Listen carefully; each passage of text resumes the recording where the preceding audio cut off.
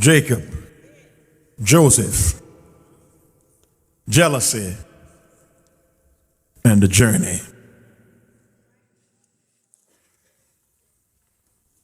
This is a family saga, a family story of dysfunction.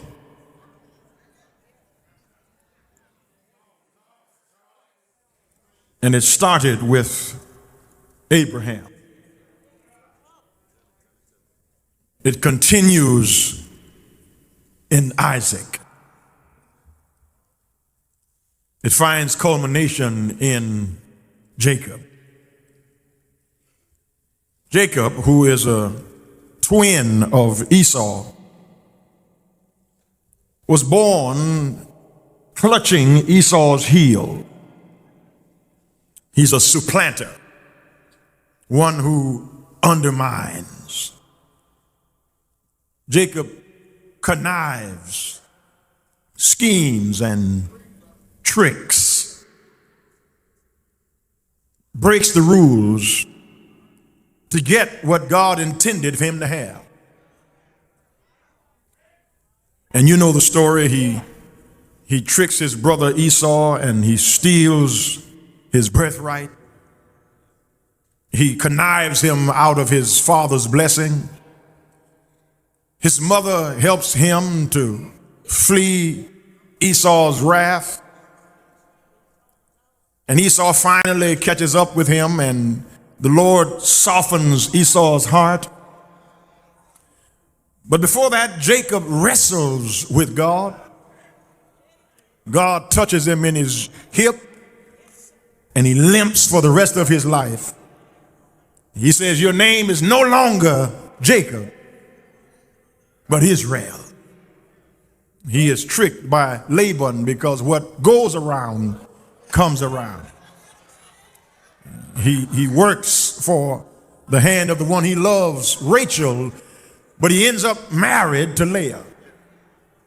He has sons with Leah and with Leah's handmaid, but then he works another 7 years for Rachel's hand, but Rachel does not bear him in his sons. And finally, in his old age, Rachel bears a son named Joseph. Israel, Jacob dotes on Joseph. He loves Joseph. Perhaps Joseph is the spit image of his mother Rachel. And because of Jacob's love for Rachel, he almost worships Joseph. He loves him so much that he shows a distinction between him and his other brother. There is this problem that the brothers have with Joseph because the father loves Joseph more than his other brothers. That is a recipe for dysfunction. In any family where there is that kind of favoritism, there is dysfunction. You can't compare one child with another child. You can't pit one child against another child or hold one child in higher esteem than another child, because it creates hatred in the heart of brothers and sisters. It causes dysfunction, and that child may never achieve all that you have desired because you placed him over and above his brothers and sisters. Don't ever ask a child, why aren't you as smart as your brother? Why aren't you as talented as your sister? That may not be their skill set. That may not be their area of giftedness. God gifts everybody with what he wants them to have, not for us to be over one another, but for us to complement one another.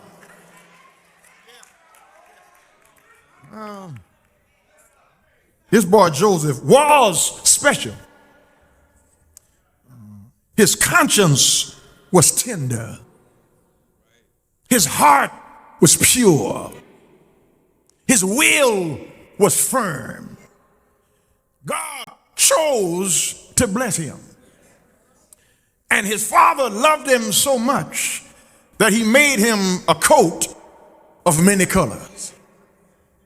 Now, I've looked at this, and I don't think that this coat was multicolored, as it served to distinguish Joseph's multifaceted personality. Because when you're great, it's because you're good. And when you're good, it's because you're connected to God.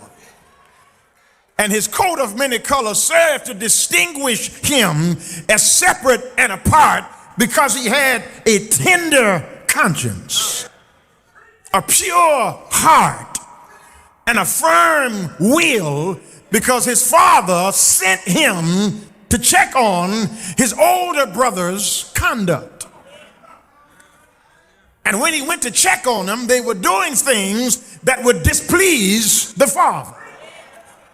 But Joseph would not participate in their wrongdoing, in their evil ways, because he had a pure conscience, a pure heart, a firm will, and his brothers mistook his principle for pride. And I think I ought to stop a moment and say to us, when you are a principled person, when you are a nonconformist, be prepared to be hated by your brother. When you don't bend the rules, talk back to me if you can. When you don't undermine, when you don't try to get people on your side, when you just walk the straight and narrow, when you do what's right for the sake of doing what's right, you will be hated. I think I ought to say a word to you church people here, and you Christians here who are trying to get everybody to like you and trying to get everybody to see your point of view. When you do what's right, just for the sake of doing what's right, people will despise you. And you have to get ready for being despised. Talk back to me if you can. You've got to be secure enough in yourself that whoever likes you or does not like you does not determine how you live your life. I wish I had a witness here. You can't let people's definitions of you put you in their box. You can't bury the light of your potential under the bushel of somebody else's expectation. Whenever you decide to do what's right, you will be hated.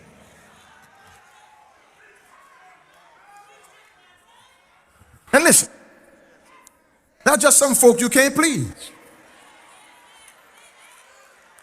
They don't like how you look. They don't like how you talk.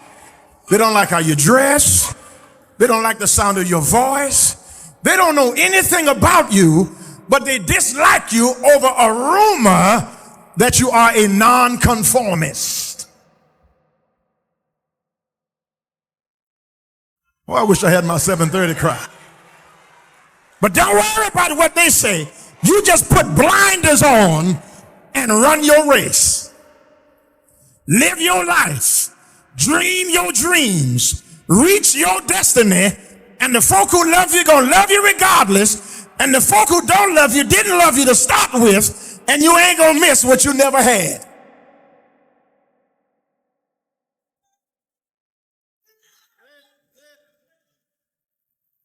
I told you last Sunday, you got to learn how to encourage yourself. Pat your own self on the back. Take yourself to the movies. Take yourself out to dinner. Talk to yourself on the phone. Because you got to learn that when you do what's right for the sake of doing what's right, you will be hated.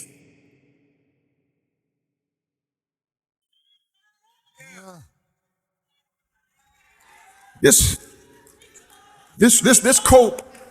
coat of many colors.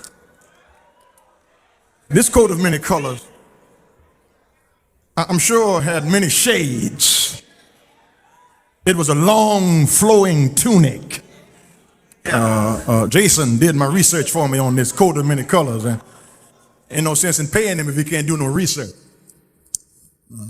He did my research on this coat of many colors, and it's a long flowing tunic that serves mainly to distinguish Joseph from everybody else. There's many colors, there's many sides to his personality, and all of us here have many sides to our personality. We are not just one thing. We are a multiple group of things that make us who we are. We are one way with one group. And that doesn't mean anything bad. It just means when you're with this group, that's the way you are. Then when you're with that group, that's the way you are. When we're in the hood, we talk one way. And you can't bring that hood talk on your job. Am I right? No, you can't go to your job talking to your boss talking about what's up. See what I'm saying? See what I'm saying? No, that's on Scott Street we talk like that. We talk like that in 3rd Ward and 5th Ward and on Tilwester. But when you answer the phone, you can't talk like that. There's many sides to our personality. That's what I'm trying to get at. Joseph had many sides to his personality. There were many, but I just want to mention 3. That first coat that was worn on the outside was a coat of favor. Favor. Favor. There's a difference between favor and favoritism.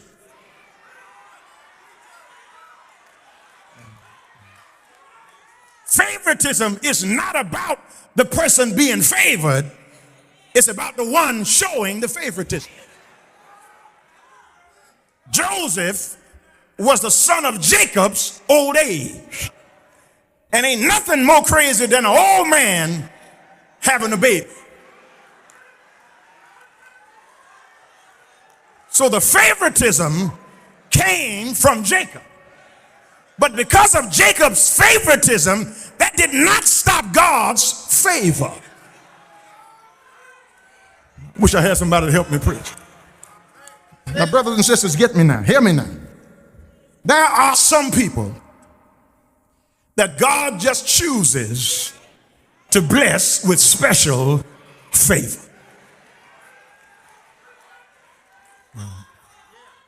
Some folk just born to make money.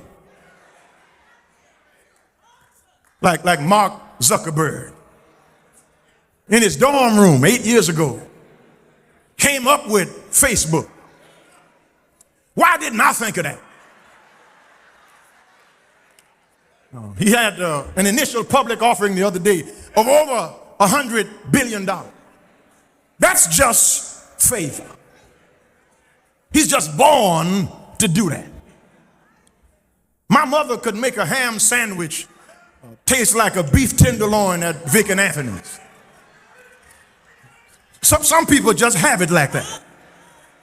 Talk back to me if you can. Some folk are smart without even studying the book. They can party all night long and go take the test and make a 97. And here you studied all night and make a 79. That's just favor. Am I right about that? Now listen, it ain't no sense in you getting mad with people who got favor. Because you're getting angry, you're envying, you're hating them is not going to take God's hand off. Because God blesses who he wants to bless. I wish I had a witness here. God raises up who he wants to raise up because the favor comes from God. He was Jacob's favorite, but he was shown God's favor. He wore that coat of favor. And then he wore outwardly a coat, secondly, of success. Everything he put his hands on prospered. Everything Joseph touched was blessed. Because he was connected to God with a tender conscience, a pure heart, a firm will that everything he maneuvered around was successful.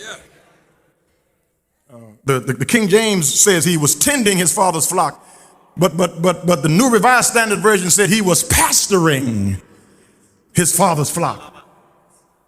And the flock he tended fared better than his brothers. The sheep he tended looked better than his brother's sheep. Everything he did was with excellence, was with success, even when nobody was watching. That's when you know you got integrity. When you do right and you're not in Houston. You missed that. When you do right and you're not in front of your Sunday school class. When you do right and it's not Sunday morning. You do right just because it's right to do right.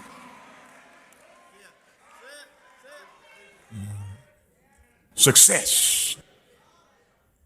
Success followed Joseph everywhere he went. And then God favored him to let him start dreaming. I said to Reverend Washington at lunch a few weeks ago, you know you're old, not in terms of years, but you know you're old when you love your memories more than you love your dreams. Somebody gonna get that on the way to Papa. When you are nostalgic and reminiscent over yesterday and have no hope for what's coming tomorrow. That's the way things used to be. Used to be. Used to be. A whole lot of folk like church the way it used to be. You don't like these new people joining. You don't like these new changes being made. We've never done it that way before. Let's do it the way we used to do it. And when you love your past more than you're excited about your future, you've lived too long.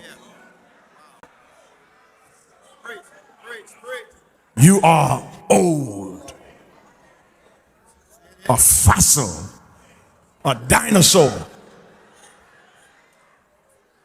The 8-track ain't coming back. Get rid of your 8-track tapes of the Commodores, the Isley Brothers, the Temptations, Diana Ross and the Supremes. It's gone. They don't make ice trays anymore.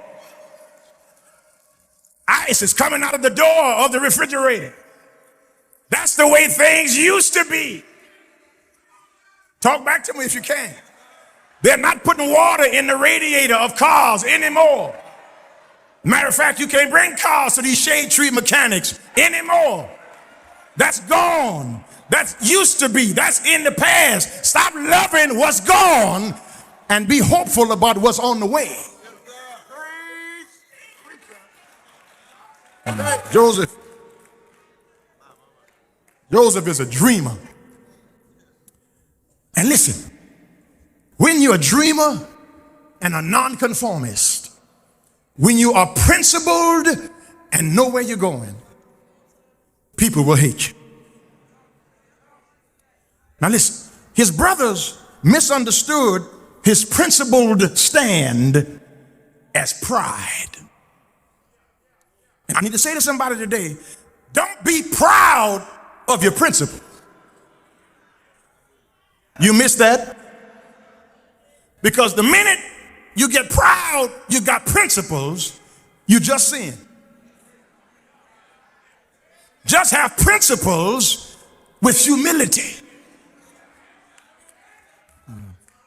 I want to again say thank God to these young adults singing in the choir. When there were more of them that used to sing in the choir, but they got out of the choir because I'm not like them. I don't do what they do.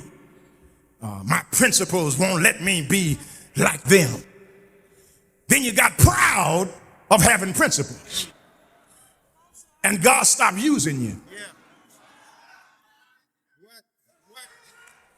Because God can use you any kind of way. With all your issues, with all your mess, with all your stuff, with all your junk, God can use you. Because if it were not for God's grace, all of us would be in hell this morning. I wish I had a witness here. God don't care nothing about you staying out all night. Just pull yourself together. Wipe your eyes. Drink something to help your breath. Get you some breath freshener and come on in like these other people used to do.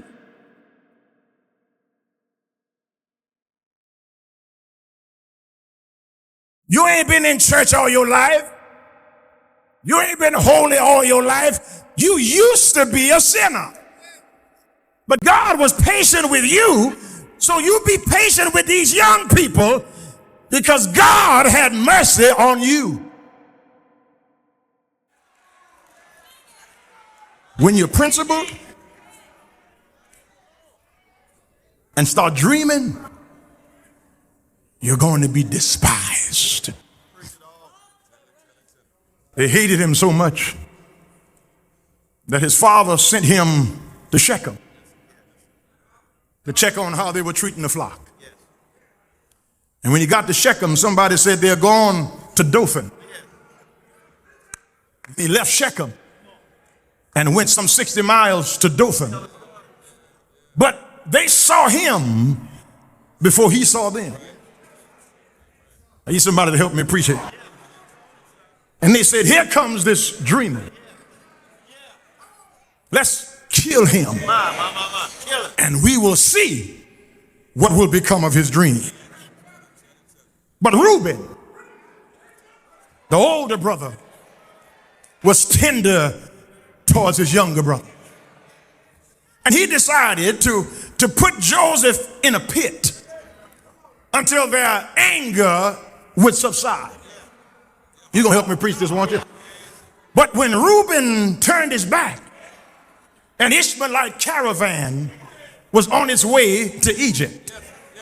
And his brothers got him out of that pit and sold their own brother to a caravan on the way to Egypt.